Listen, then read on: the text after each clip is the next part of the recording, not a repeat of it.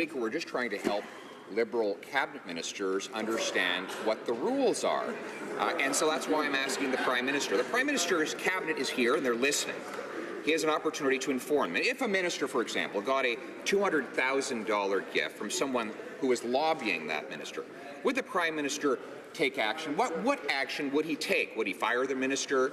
Would he force them to give the gift back? Would he refer the matter to the RCMP or just shrug? Right Honourable Prime Minister. Mr. Speaker, as has been the case for previous Prime Ministers and as the former Commissioner herself stated, security costs are incurred whenever and wherever the Prime Minister travels. Right. Moving forward, of course, I'm happy to follow all the advice and recommendations that the Commissioner had to make, including surrounding personal and private travel. Honourable Member for Carleton. Mr. Speaker, I'm not talking about the cost of the transportation and security. I'm talking about the commercial value of a gift. I never actually mentioned the Prime Minister, by the way. I just described some conduct, and he immediately attributed it to himself. But it's funny.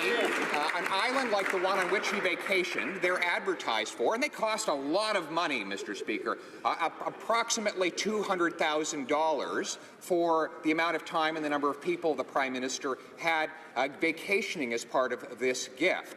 Does he believe that a minister, any minister, should repay an improper gift of that size? Right Honourable Prime Minister.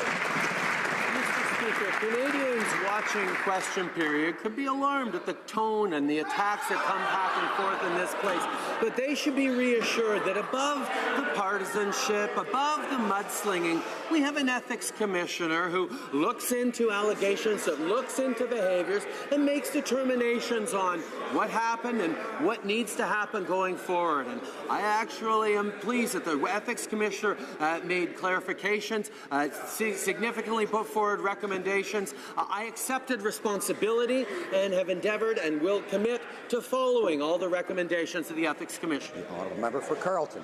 Section 121(1)(c) of the Criminal Code says, and I quote, it says it is an offence for a government official to, quote, accept from a person who has dealings with the government a commission, reward, advantage, or benefit of any kind for themselves or another person. If the Prime Minister learned that one of his ministers had accepted a benefit from someone who had dealings with the government, what would he do about it? Right Honourable Prime Minister. Canadians understand and appreciate that the function of an opposition in this parliamentary system is to ask tough questions and challenge the government. What is important to know, however, is we have a system that goes above the partisan attacks and the personal mudslinging and actually charges the Ethics Commissioner with looking into issues and allegations of this, making findings of fact, and making determinations on the path forward. I have fully accepted all the findings, all the advice, all the recommendations by the Ethics Commissioner. Thank her for her work, and we'll keep going. Honourable Member for Carleton. Mr. Speaker, once again, I merely quoted sections out of the Criminal Code without referring to the Prime Minister. He instantaneously assumed that I was making a personal attack against him. This is a Prime Minister who accepted a gift that's worth approximately $200,000 from someone who is seeking a $15 million grant from the Government of Canada. Does he dispute these facts?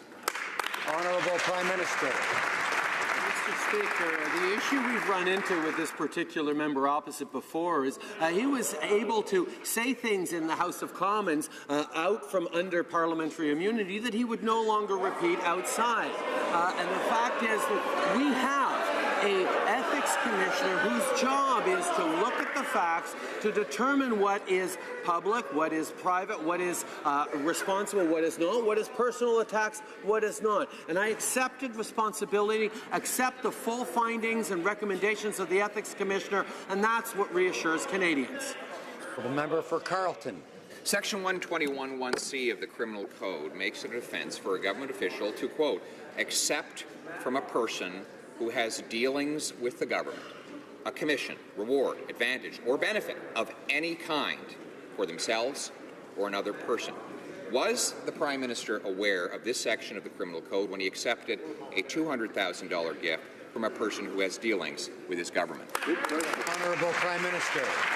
Mr. Speaker, again, above the mudslinging, we have an Ethics and Conflict of Interest Commissioner who is tasked with looking into the facts of issues and making recommendations and holding parliamentarians, all parliamentarians, to account. When the Commissioner put forward her report, I fully accepted that report, took responsibility, and have been implementing the advice and recommendations she made from it. The opposition may continue to want to sling mud and make personal attacks, but Canadians can be reassured that the Ethics Commissioner is doing her job, has done her job. The Honourable Member for Carleton. But her job does not include investigating matters under the Criminal Code. There are two parts to, there are two essential elements to Section 121C of the Criminal Code. A government official accepting a benefit, one, from a person who has dealings with the government. Two, did the Prime Minister accept a benefit from the Aga Khan? Does the Aga Khan have dealings with the government? Simple. Right Honourable Prime Minister. Mr. Speaker, these are all questions that the Ethics Commissioner dug into in her report and made clear recommendations on.